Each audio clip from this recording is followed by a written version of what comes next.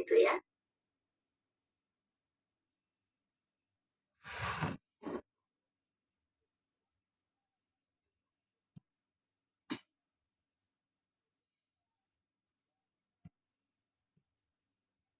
Jadi penelitiannya juga dengan kuantitatif. Kalau penelitian kuantitatif itu data terkumpul dulu, kuesionernya nyebar 500, dia harus terkumpul dulu baru tadi ada. Ya, kalau kualitatif tidak, wawancara satu orang, kita lihat, kita transkrip, kita lihat, kita cross check, kita baca berulang-ulang, kita coding dulu. Setelah ketemu, oh dia saya menemukan 60 coding, lalu pindah ke partisipan yang kedua, diwawancara, di coding lagi. Begitu juga, jadi bukan saya mewawancara transkripnya nanti, nggak demikian. Satu dianalisis. Maka yang ini sekali disebut simultan, bersama-sama. Analisis dilakukan bersama, ada proses pengumpulan data sampai di sini yang saya maksudkan. Simultan. Jelas atau tidak? Jelas. Jelas atau jelas? Tolong berikan contoh konkretnya, Bu. Saya mewawancarai Mbak Kasih.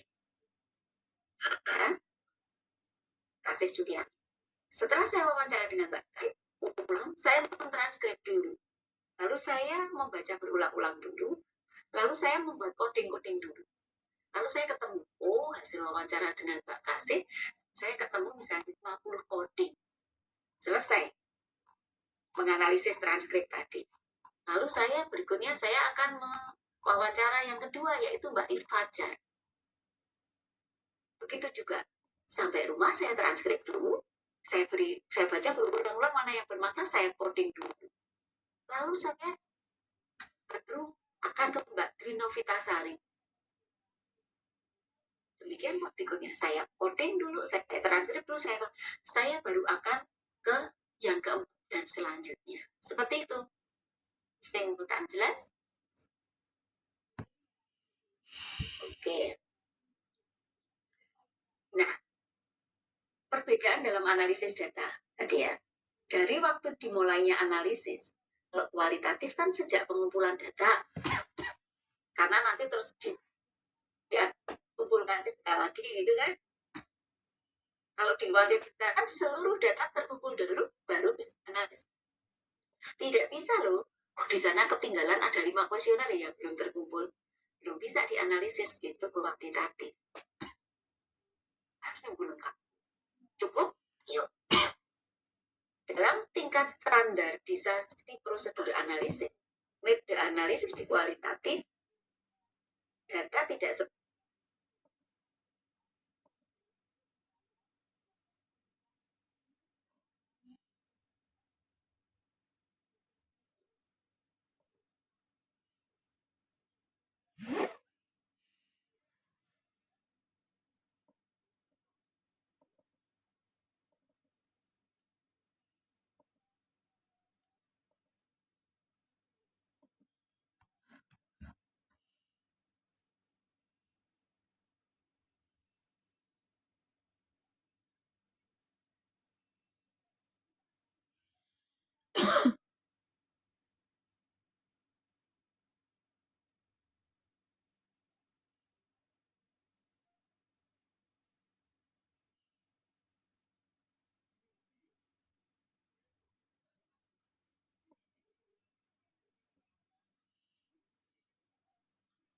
ternyata yang nomor 1 itu temanya itu dukungan dari keluarga. Itu sangat-sangat penting. Berikutnya dukungan dari teman-teman bekerja. Itu ternyata juga penting. Dan sebagainya. Itu kan hal baru. Lalu dasar analisisnya. Analisis data ini naratif kata-kata kalimat. Tidak numerik angka-angka. Ya. Ya kontekstual dan induktif. Dari hal-hal yang spesifik ke umum. Kalau yang kuantitatif adanya mau tak mau adalah analisis statistik. Untuk memahami fenomena tadi, ada hubungan apa tidak ya, hasil ujinya itu menunjukkan p-value kurang dari 0. Maka berhubungan lebih dari 0, sekian kok, tidak berhubungan, gitu aja. Fokus analisisnya menemukan makna dan yang diekspresikan oleh papan tadi. Maka uniknya, laporan penelitian kuali itu bisa jadi seperti novel. Oke, kalau pintar dalam mengelola kata-kata, itu seperti baca novel. Kalau di kuanti sungguh-sungguh menyatakan hubungan antar variabel, yaitu independen dan dependen. Seperti itu. 5 tahap penting dalam analisa data, menurut Creswell, yaitu mempersiapkan, mengorganisasi data, teks dalam bentuk transkrip, foto, mereduksi data dalam bentuk tema-tema yang saling berhubungan dalam proses coding, membuat ringkasan atau coding-coding, mempresentasikan data dalam bentuk gambar atau matrik. Lalu, langkah-langkahnya seperti apa? Yang pertama adalah melakukan abstraksi data, yaitu proses coding. Ini ya menjadi inti pertemuan kita. Melakukan proses coding, membuat kategori, atau lanjut ke tema, menulis memo, laporan.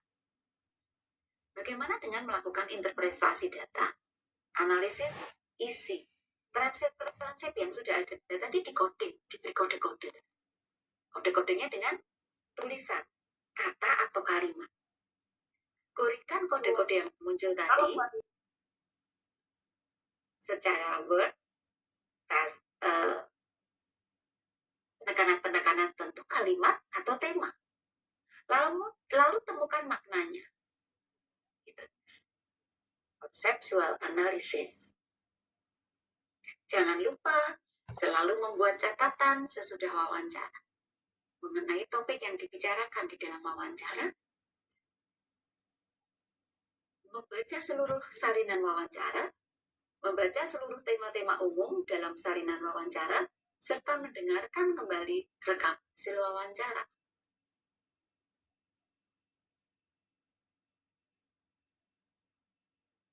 Tidak cukup 1 kali 2 kali. Membaca lagi seluruh salinan, menuliskan sub-sub tema untuk menggambarkan semua aspek, termasuk hal yang tidak diperlukan, yang ada di situ. Jangan kita buang. Daftar subtema diukur oleh peneliti dan dikelompok-kelompokkan.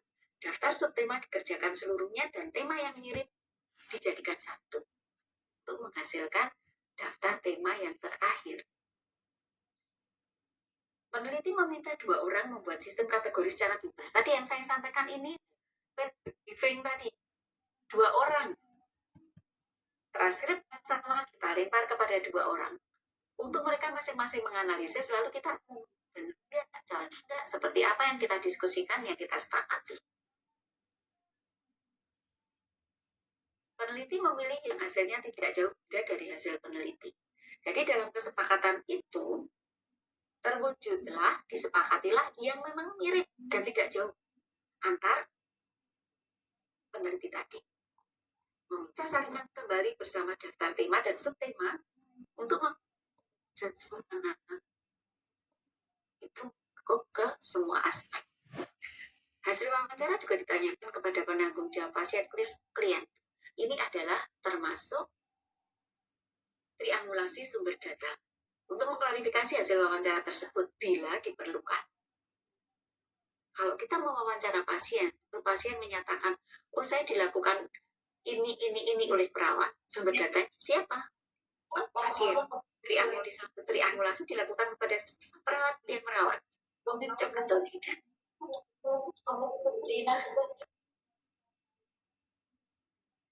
Setelah semua dikelompokkan, peneliti memulai dari bagian pertama, memilih berbagai contoh data dan membuat sebuah komentar untuk